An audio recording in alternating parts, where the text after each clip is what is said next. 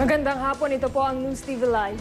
Anumang oras ay magsisimula na ang marcha ng iba't ibang grupong kumukondena sa pork barrel scam mula sa Liwasang Bonifacio patungong Mendiola. Alamin natin ang latest mula kay JP Soriano. JP? Sa private school.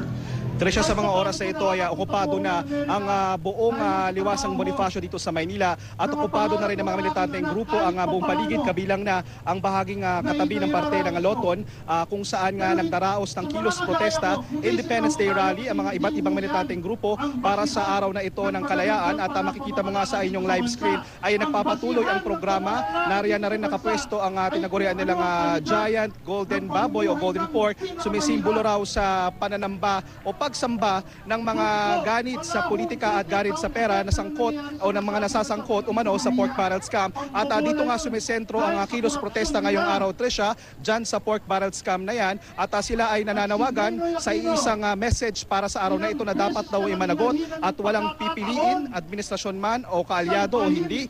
Diyan ang nabanggit ng karamihan sa mga lider ng iba't ibang militanteng grupo na nakausap natin sa ngayon ay hindi na nga madaanan ng isang bahagi ng Loton. At anumang oras, gaya ng nabanggit Trisha, ay handa ng tumungo ang mga grupong ito, ang militanteng grupo sa Mendiola. Kaya inaasahan na ang pagbigay tanda rin ng trapiko doon. Mabuti na lamang nga ay holiday ngayon at walang maging problema. Ngayon ay nagkakaroon ng chance at iba't ibang programa ang idadaos muna rito bago inaasahang umalis. Narito na rin si Wanna Change at meron nga siyang suot na costume at iba pang mga gimmick ang mga ginawa nitong maghapon. At yan muna ang latest mula rito sa Liwasang Bonifacio. Balik muna sa iyo, Trisha. JP, sa iyong tansya, mga ilang rallyista ang magmamarcha patungong Mendiola ngayong hapon? Trisha, pagpaumanhin mo na, maaari bang pakiulit ang iyong tanong? Meron medyo maingay lang dito. O JP, sa tansya mo, mga ilang rallyista yung magmamarcha patungong Mendiola ngayong hapon?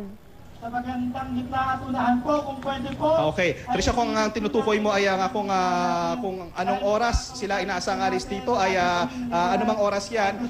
Pero tabayaran pa natin kung ano pa mga mangyayari dyan. Pero ang balita natin ay may mga iba pang grupo na realista ang inaasahang makikijoin sa kanila na magagaling sa iba't ibang grupo. Dahil alam natin sa Luneta meron ding idaraos na anti-pork protest at Independence Day protest ngayong araw. Trisha.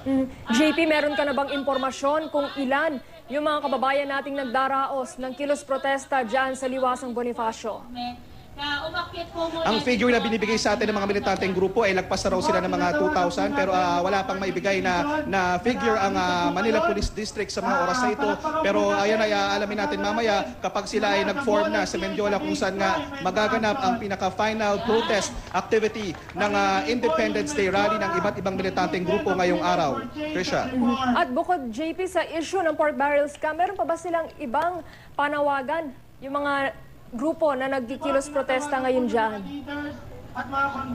Although sumisentro, Trisha, sa pork barrel scam ang kanilang mga panawagan, ay may mga issues pa rin silang i-raise na tulad ng pagtutol nila sa EDCA at iba pang forms ng disbursement ng budget ng gobyerno na sinasabi ng mga militanteng grupo na nakausap natin ay maaaring pagmulan din ng korupsyon. At ang ginigiit nga ng mga nakausap natin dito na dapat lang pasalamatan ang mga taong nagbuwis ng buhay para makamit ang kasarinlan ng ating bansa. Pero tayo raw ay hindi pa malaya bilang bansa dahil tayo raw ay patuloy na lumalaban sa korupsyon. Trisha.